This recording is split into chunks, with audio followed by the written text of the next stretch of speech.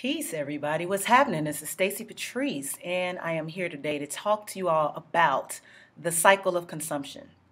And this particular vlog is going to talk a little more in depth, not just about the cycle of consumption, but about sex as it relates to consumption. And the reason I thought that this was an important topic to talk about is because I've been noticing a thread of comments and also phone calls, themes in the coaching that I do, and just trying to find out what it is that people are working out in these relationships and how is it that these things can be worked out beyond disguising them and just, feeding them on a secondhand basis. What is the cycle of consumption, right? So the first thing that, comes to mind when I think of consumption is someone who is looking to squeeze every drop of experience from the source. So, to squeeze, to extract, and to fully utilize, absorb. It's like a person becomes a sponge. And what they are looking to do is to usurp all of the water in the area. So when we think of a sponge is a container in the sense that it does absorb liquid, it does absorb substance. But a sponge cannot hold more than the capacity of that sponge, which is why some people, instead of getting a smaller sponge, they get a bigger sponge, or which is why after using a sponge, sometimes you still need a paper towel or you need to mop, right? So think of this as a metaphor for relationships. What is your capacity as a human being, as a person in a relationship, as a spiritual being? How do you know when you are being a sponge to someone else, when you're being a sponge, when you are usurping the energy and zapping the life force and vitality from another human being? And the first thing people would say is, well, you have to be full yourself first to understand what those boundaries are. Other people would say, well, if that person allows you, that's on them. The person who is being the sponge is the person that is putting pleasure above their path. They are putting their needs and their immediate gratification ahead of their health, so to speak. So think about it like this. If I am usurping someone's talent, someone's ability, someone's energy, I may feel good about that because I get the full benefit of it, right? I'm getting the result of it. And, no matter what's going on with this other person, I am receiving the benefit. But at the same time, if you look at it, that benefit is only connected to that person. You have essentially made that person a source, which means that when your source dries up, what else do you get, or how else do you get refilled, and what source do you choose? And so this is what I call the cycle of consumption. So what's actually happened is there's a person who's not feeling like they're enough, and they don't know how to fix that. They don't know how to go inside. They may be fearful of going inside. And so they put pleasure above their path. The reason that they put pleasure above their path is because they are wanting and needing instant gratification. They need to feel a certain way right now, or else they won't be all right. They need to experience a certain lifestyle right now, or else they will not be okay. They need to feel validated right now, or else they will not feel whole. If you are feeling a particular way, what is the fear of that feeling that has caused you to go out and do something that's obviously not healthy for you or another person? It's had you disregard the logistics of this decision. And then the third part is when you engage in something out of need instead of out of love. From where within you is this idea coming up that you need to do this way?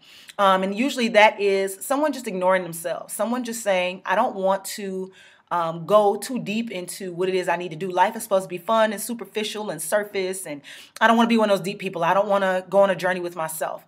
And then finally, you have this person that still feels unfulfilled, and they still don't feel like they're enough. They will also understand that consumption drives them. And they also, even if it's just one person that they're consuming, even that person doesn't have enough to give them. Even that person, they will somehow, even if there's more left, they will somehow grow tired of it or find that it's inadequate. And so how does this happen? You can only give yourself what you need. You cannot make someone else the source of yourself. It doesn't make any sense. It doesn't work. Trust me. So a few things that I noticed that I feel are at the heart of this conversation. One is we are, as a group of people, as a community, we are so thirsty for connection. We are so thirsty for touch. We are thirsty for validation. We are thirsty for having something meaningful happen in our everyday lives. We want this instant feeling that we are alive. And a lot of people tap into the instant feeling of feeling they are alive through accessing their life force energy, which is sexual energy, which is creative energy. You have passion, you haven't identified it, you haven't channeled it. You may use your passion in physical encounters. And do we all know someone like this? Yes. So, and if you are that person, that's fine too. But we might sometimes find that our passion is lived out through the idea of, oh, I'm just going to show this woman how much I love her, and I'm just going to enrapture her with my love, or I'm just going to show this man I got his back. I'm a rider. I can do anything in the world for him. He won't ever have to look to nobody else on earth because he got me. Now, that passion, that idea of passion, there's nothing absolutely wrong with that. But let's say that woman or that man takes that passion and turns it into a sexual trap. The other person is totally unaware of it. The other person doesn't know that they're being usurped. The other person doesn't know that they are being clawed for their energy so that this person can survive and thrive. They don't know that they're with the energy vampire. They don't have any clue, any idea, any consciousness of this concept. They just know it feels good and they want to keep it going. They know they feel more like themselves in the presence of this person than they do by themselves. And what they are doing is they are taking their own deficiency and displacing it on someone else so that that person begins to feel the whole of their deficiency. And when that person begins to feel the gap in their deficiency, what they are saying to themselves is, I need you around so I can keep functioning like this. Okay? Deal? Pinky swear? You know, and so at the point that you do this, you don't even realize that you are plugging a gap for somebody else. They're not fixing it. You're just plugging a gap. You're holding the space for this person. You're holding this idea and this concept in your being. And if you don't believe me, move out of that space. The things that you're always asked to do, the things that you know you have to do, the things that you maybe don't want to do, but you do them anyway, the habits that you have and the things that you go to when you notice there's a shift in your relationship and you say, oh, let me do this. Pay attention to those things. In one relationship I was in, there was this young man who thought that every time I disagreed with him, we needed to have sex. And that every time that I didn't see things his way, he needed to get into this energetic exchange with me where he was able to like pull me out of this idea into this other world. And what I said to him at one point was, that's not fulfilling. That's an itch. I don't want to itch.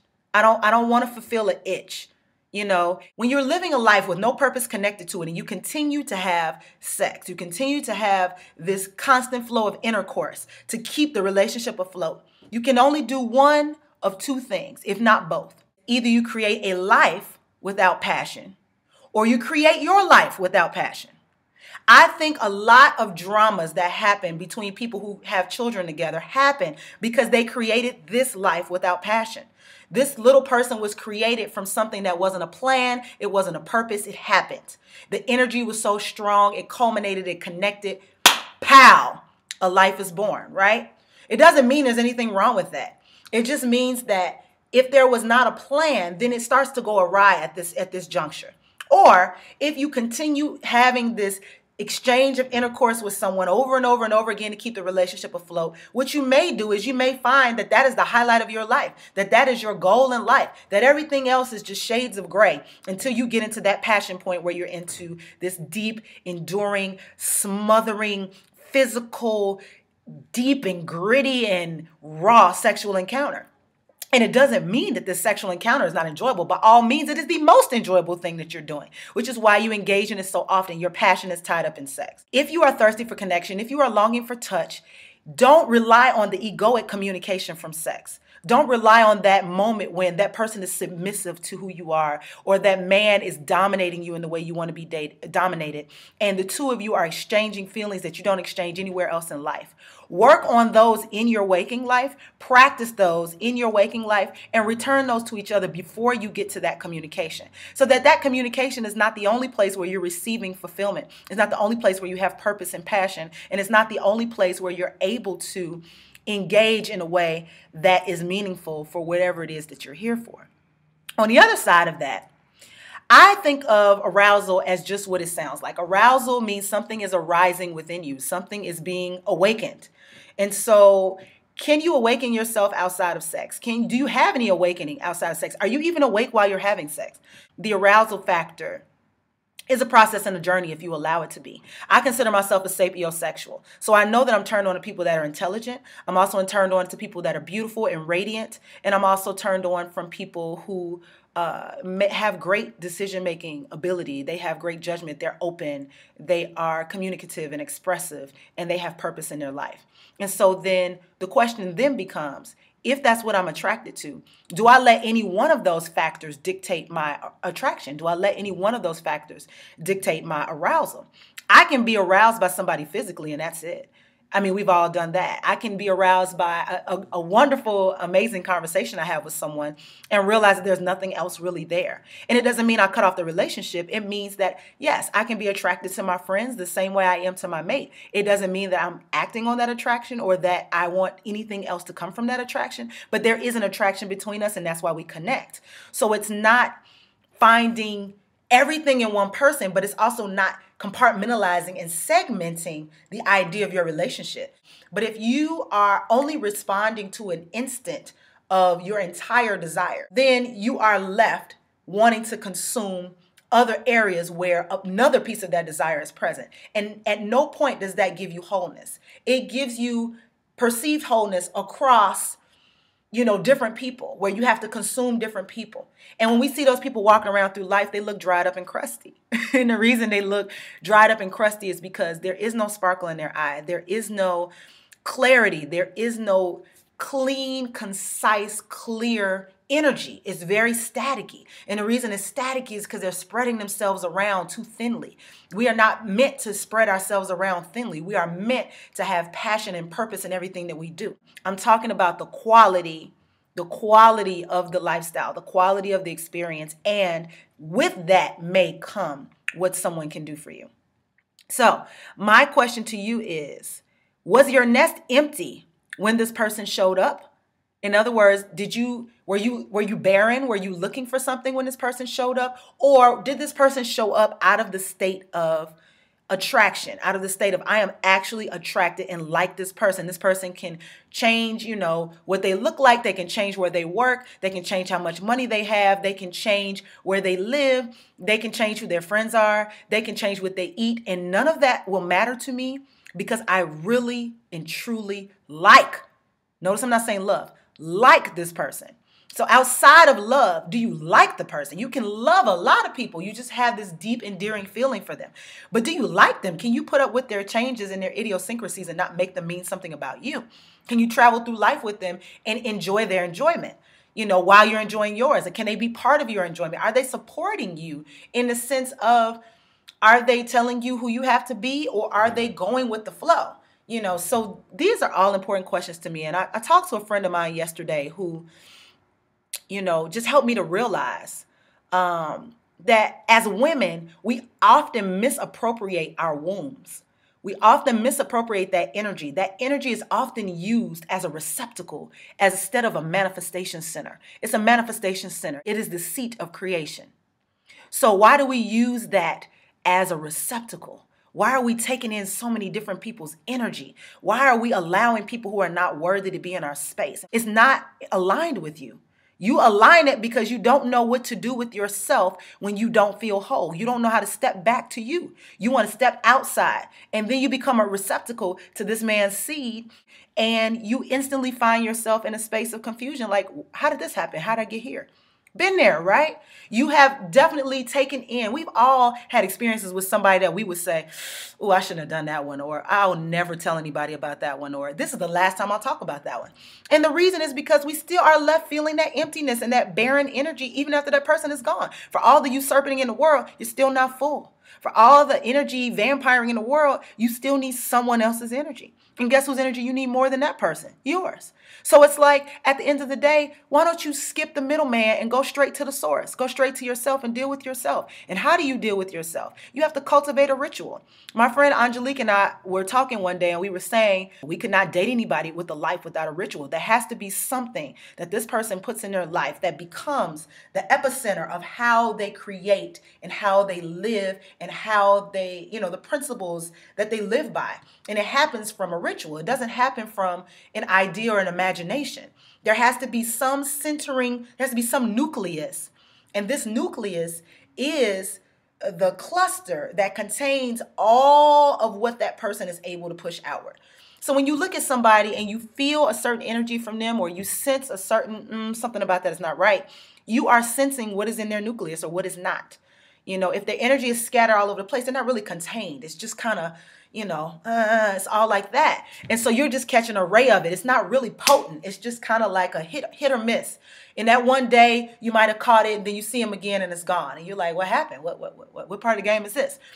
You already know right then they're spreading themselves too thin. You already know you're not the only one. You already know right then that this energy is not being contained and cultivated for this sacred exchange, that it's just simply lip service. It's simply service. It's simply, whatever kind of service it is. This is just one of the many facets written on water that happened in this day. It has nothing to do with purpose. It has nothing to do with passion. So this is simply an action that comes out of a necessity, comes out of boredom, comes out of, you can narrow it all down to lack of purpose. I don't want someone who's medicating with sex. I don't want to take a prescription. I don't want to have to live a life with a prescription. I mean that as far as pills, as far as drugs, as far as alcohol, as far as needing sex. I don't want a prescription. What I do enjoy is when I can adjust and heal myself.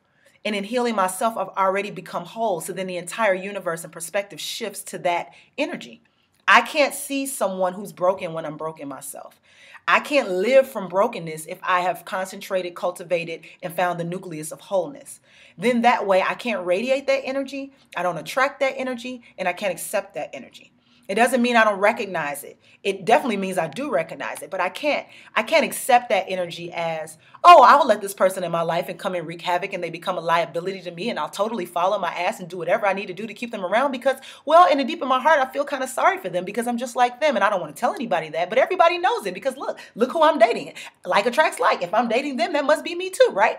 So you have to at some point fix that so that you don't become this perpetuation of the cycle of consumption. You don't want to continue consuming. You want to allow things to ebb and flow with or without your control, with or without your demand, with or without your command, because that is what truth is. Truth doesn't move and shift on your command. And so if you are finding yourself constantly saying, well, I don't know it's true, and I'm not sure what he means, and I'm not sure if that's right, or I'm not sure if she's wanting to be with me. Yes, you are, because the fact that you're questioning it either means what you said. You're not sure about you or you're not sure about her. Either way, it's the same thing. I recognize this weekend that when two people are arguing, they are both making the same point and communicating in different languages. The different language may happen a little something like this. So I'm in a relationship with a guy and I'm saying, I really don't like when you do this. I really don't like when you go 4 days without calling me. First issue already is that I have an expectation of when he is supposed to call. Second issue is that I have this expectation. I'm asking him to change it instead of aligning myself with someone who gets it, right? On the flip side of that, he's arguing against me. I don't like it when you tell me what it is that I have to do. I don't feel like you're really about me if you're telling me what I have to do for you. Not considering maybe how I feel about it and why I don't do it. And so his first mistake is he's feeling the need to explain or defend who he is. Second mistake is he's not aligning himself with someone who gets it. So what we find is that right and wrong is so loose and so misconstrued. It's just alignment. Both of us are out of alignment, and our being out of alignment attracted each other. So he doesn't have a boundary and I don't have a boundary, and we keep mixing and meshing and blending and trying to get over it through physical means, and we just still are out of alignment. We align in that moment maybe, but even that is out of alignment. And so we are manifesting a purposeless existence. And the reason we are manifesting that is because we can't see eye to eye. And the reason we can't see eye to eye is because we have placed some need over our path. And so those two people should agree to disagree and go their separate ways, or, utilize the part of them that is working, whether that's, maybe a friendship. Sometimes the pressures we put on relationship can change the idea we have of a friendship. And I've even met people, and some of my clients have even said to me that they don't want to be a friend with their partner. And I find that really disturbing, in the sense of your partner, in some people's minds, should be your best friend. But what I look at it as is that your partner, and you are looking eye to eye. You are a team in some aspect. And if there is no team, then why are the two of you together? And the chances are is that somebody is getting their needs satisfied. One person may be, the other may not be. But as the law of attraction would go, you're both playing the same game, different rules, no disclosure, and living it out and waiting to see what happens. And so this is how, back to I think my second video, this is how people stay past the expiration date. And it's really important to just find that space where you know and you feel that you're in alignment, and not to settle for anything other than that. It doesn't mean you can't enjoy yourself. It doesn't mean you can't cultivate energy. It doesn't mean that you have to cut everyone off. It just means that you have to be so awake and aware that you know where you stand in every moment, and that you're not letting the details that matter slip by you for the pacification of your feelings and your emptiness, and how you don't want to prove or show how empty you are. And so you continue to keep people around to make people think you're abundantly rich, if that makes any sense. If you love to consume, find out what is consuming you. If you have no idea, like, well, I just love it. It's just great. I mean, that's just the way I am. That's who I am. That's fine. That's a justification. But find out what's consuming you. What is really driving you to consume other people? Are you fearful of being alone? Are you fearful of being unloved? Are you fearful of being abandoned? Are you fearful of not being supported? Are you fearful of finding out who you are? Are you fearful of walking on your path that's related to something that's happened in your previous years, and you have been carrying out this pattern up until this day? And so now is the time that you have to change this pattern. And changing the pattern just simply means address it, acknowledge it, call it out, extract it, deal with it, find your nucleus, find your center, and see who you show up as later. Some people are consumers because they want people to always be around. They don't want to be alone. They want to be loved, liked, accepted. And we all have these desires, and that's cool, but they can't be at the risk of you not being happy with the person you are. They can't be at the risk of you not feeling inside first, before anyone else, that you are absolutely a bad motherfucker. Your wallet got bad motherfucker written on it. You have to kind of find how you can be that person. The cycle of consumption is extremely, extremely powerful. And the best way to get out of the cycle is to eliminate one of the stops on the circle. You have to eliminate one of those aspects I talked about in the beginning. You've either got to say, you know what, I am enough, and I'm not going to put pleasure above my path. I'm going to be on the path so that I can experience pleasure. Or you have to say, I'm going to stop wanting and longing for immediate gratification, and know that the real gratification comes from something that is being built. It comes from the journey. It comes from the knowing. It comes from the wisdom, and that I am gratified without the things that I think I need to surpass this moment. Or you have to look at yourself and realize that, you know what, I don't have to engage in something out of need. I can engage out of love. When I love someone, there's nothing I expect in return, and yet I get it anyway. I don't have to constantly require something because I'm empty. Constantly require something because I don't want to admit to my insecurities. Constantly require something because I'm so longing and wanting and needing this, and why isn't the world giving it to me? Gosh! Why are we trying to be in so many relationships instead of just building on the relationship with ourselves? Why are we so trying to look outside of ourselves for someone else to do it when that's temporal? You can't get it. Your soul has a code, and the code that your soul has, you may not even be able to crack. You may hope that someone out there can crack it for you and deliver it back to yourself. But then what would happen is you would just say, oh no, that person has the power. I don't have it, they have it. And you would give it up to them because you can't crack your own code yet. You're looking for someone else to decipher who it is that you are and what you came here for. And my biggest suggestion to you would be crack your own code. Find out how them chambers open up. Try everything that you even get an inkling you're interested in, and see if you can open up those chambers. I know I used to always say that, like, man, I have so many chambers that have, lock and key. And on average, if they're like 40-some chambers, the average person I'm dating or dealing with can only open up about 7 or 8. So what does that say to me? Maybe you've only opened up 7 or 8 and only energy can flow freely through those 7 or 8. And so then what did I decide to do? I need to open up some more chambers. I need to experience life in a more rich context so that all these chambers can open up. I can live through all these chambers and I can allow in energy. I can find a reciprocity through these chambers, which means just linking with someone who gets it. So I've said all that to say, doesn't mean that you can't have sex, but let's just cut down the consumption. Let's cut down the consumption. If you're feeling empty and unfulfilled, sex ain't going to do it. I don't care who he is. I don't care if he's Mr. Marcus. It's not going to do it.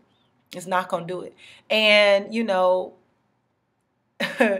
have to think about it from the standpoint of, what we've talked about before. Nobody has the magic nothing. If you think somebody you're with has the magic something, you haven't lived long enough. You haven't experienced enough. You're still in the infancy phases of your freak. If you think that somebody has the magic anything, you're still in the infancy stages. What you need to know and understand is that they may understand how to speak to you.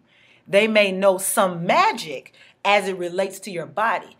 But the universal magic, as in they have the magic, there's no one else in the world that possesses the magic they have, give it a rest, people. No, understand and realize you haven't experienced enough yet. You still have so far to go, if that is the idea. It is about you and the alchemy and what you make it. It is not about one person's magic. Because if one person's doing all the work, what are you doing while they're working? Just a question, something to think about in the bedroom. Anywho, thank you all so much for listening. I hope something resonated with you. Go ahead and give me a shout in the comments below right here on YouTube, or go ahead and hit me up at stacypatrice.com. Let me know if you want to talk more about anything that's here. Thank you so much. I'm Stacy Patrice, and I'll talk with you soon. Peace, and as always, namaste.